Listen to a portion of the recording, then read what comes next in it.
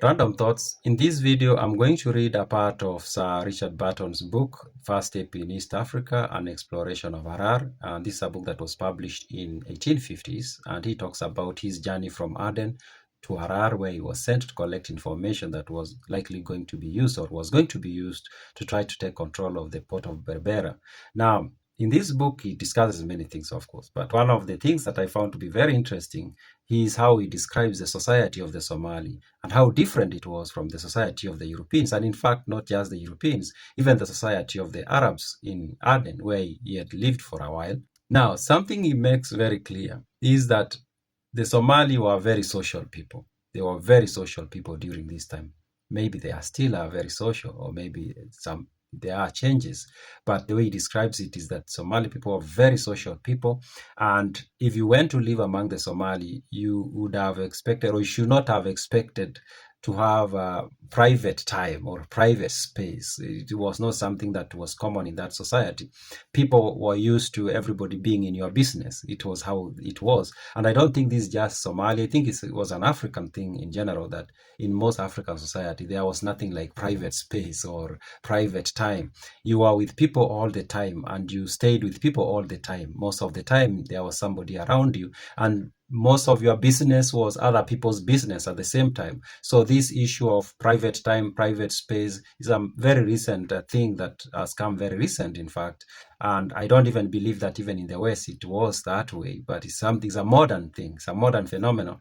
And maybe it's not healthy. We think it's good. Maybe it's not healthy. It makes us alienated and it creates some other issues. Maybe. I'm not an expert in that. I'm just thinking.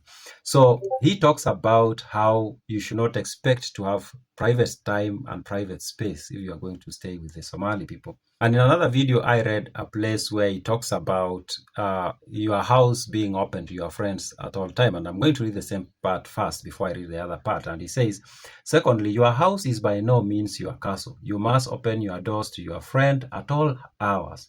Even if when inside it suits him to sing, he will sing. Until you learn solitude in a crowd or the art of concentration, you are apt to become ennuyé and irritable.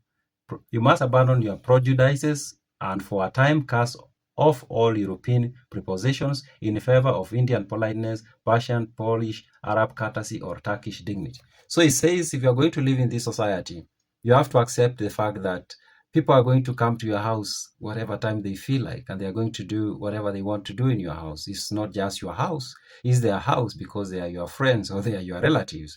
So which is different from being that you come to my space, you do what I want you to do, don't do things without asking for permission. This was different. In another part, he says, and he who objects to having his head shaved in public, to seeing his friends combing their locks in his sitting room, or to having his property unceremoniously handled, or to being addressed familiarly by the perfect stranger, and had better avoid Somaliland.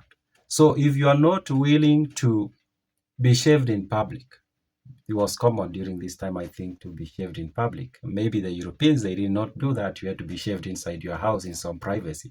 But in Somali, or in the country of the Somali, it was common. You would be shaved in public where everybody's seeing. And if you did not want to see, or you will not accept your friends coming to your sitting room and they will be combing their hair, or you will not want to see people touching your property or handling your property unceremoniously without permission, or being addressed or talked to by a total stranger as if they've known you forever. If that's not the kind of thing you want to see, then he tells you or he warns you, don't go to the land of the Somali, because in this land, people are so social that even a total stranger will just talk to you like they've known you for years and they didn't know you, you've never met before. And I think, again, this is an African thing.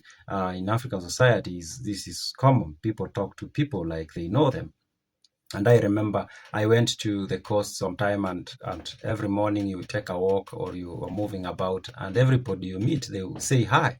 And that was, of course, like, why is this person saying hi to me or hello to me or morning, as if they know me, and they don't know me? Because in the city like Nairobi, you just pass people and you say nothing to them, and it's so common because everybody's like, I'm minding my own business. But that's not how it is in the we call them villages, or in the rural places where people still cling on to the culture that was there for thousands of years, where you wake up in the morning, you meet somebody on the road, on the street, you've never seen them and you're never going to see them again, but you'll still say, good morning, I hope your day is good today. Yeah, so that's what is describing here. And I found that to be very interesting. Those are my random thoughts.